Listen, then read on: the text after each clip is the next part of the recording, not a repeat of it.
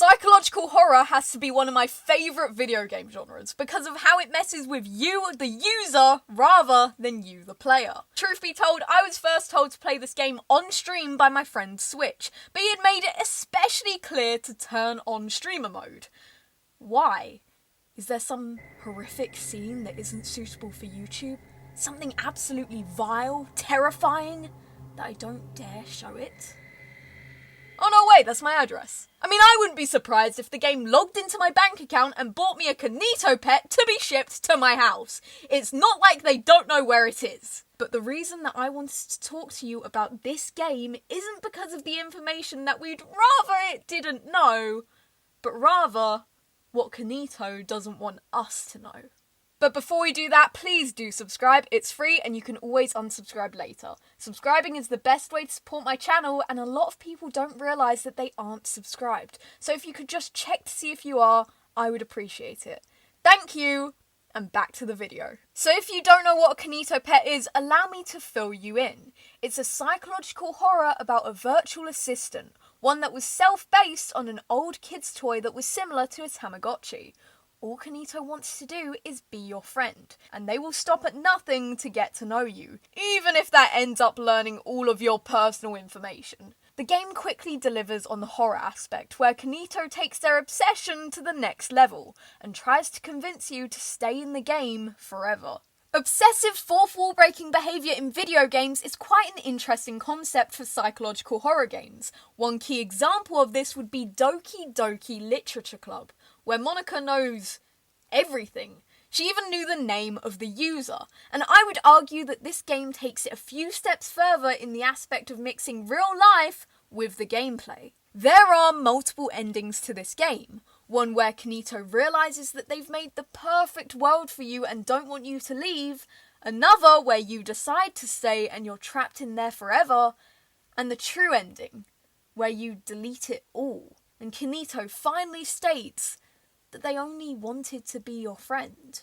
But to know what's truly going on here, we'll have to look back to the creator of Kinito, Sonny Chamberlain. Sonny Chamberlain worked for the KinitoPET company back when they first started as their lead developer. He made his mark on the world by introducing them to the RRA system, the React and Response algorithm.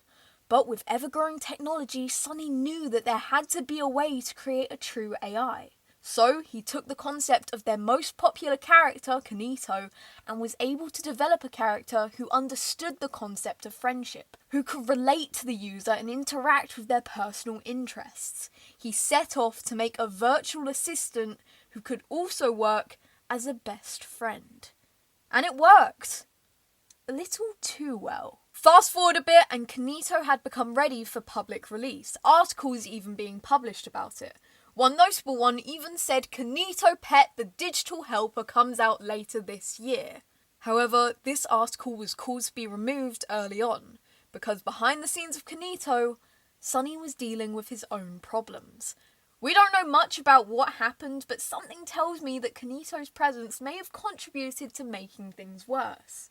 And sadly, Sonny took his own life, leaving the game unpublished. Kinito is left without a purpose, an ever-evolving AI whose primary purpose was to be a beloved friend to users, left alone, abandoned.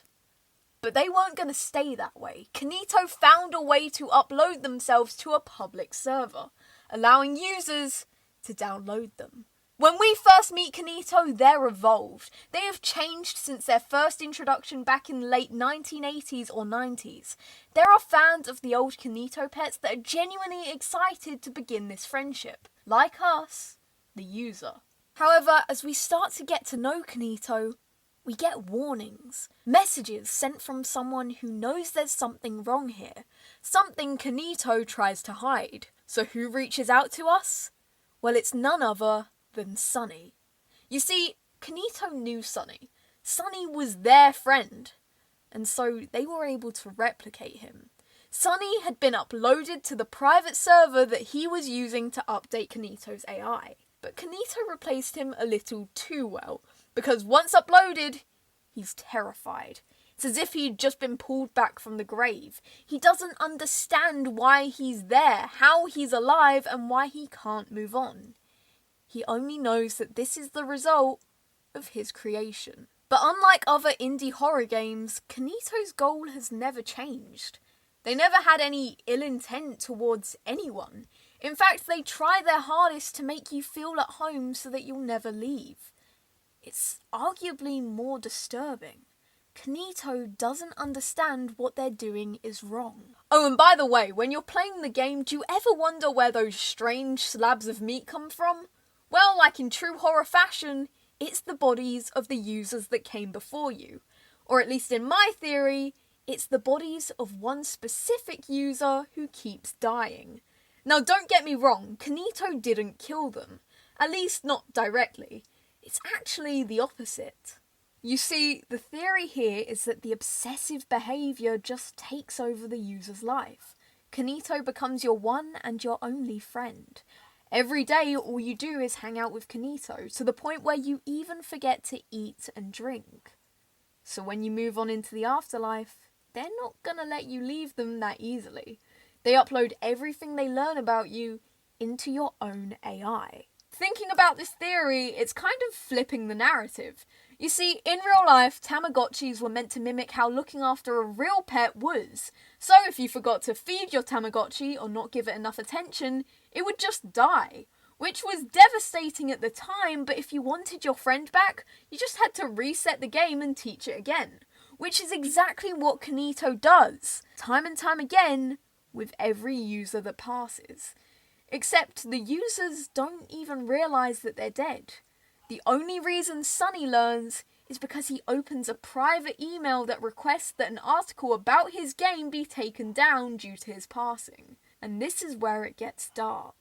When Sunny realises that his real self is dead, he wants to move on. So he tries over and over again to end his life, but Kinito keeps bringing him back. All the bodies and the deaths we see are all just the same person.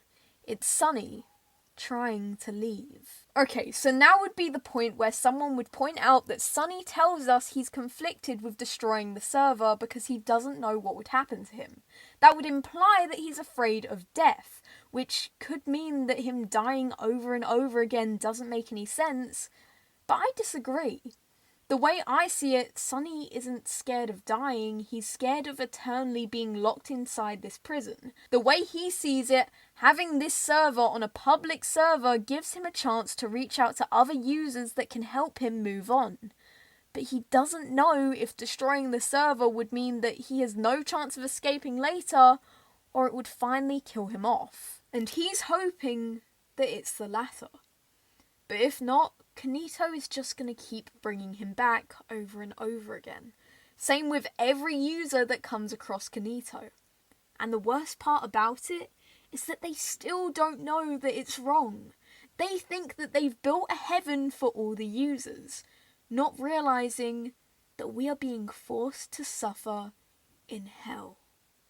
But what do you guys think? Remember, this is all just speculation and nothing is confirmed. However, if you did enjoy this video, please do subscribe.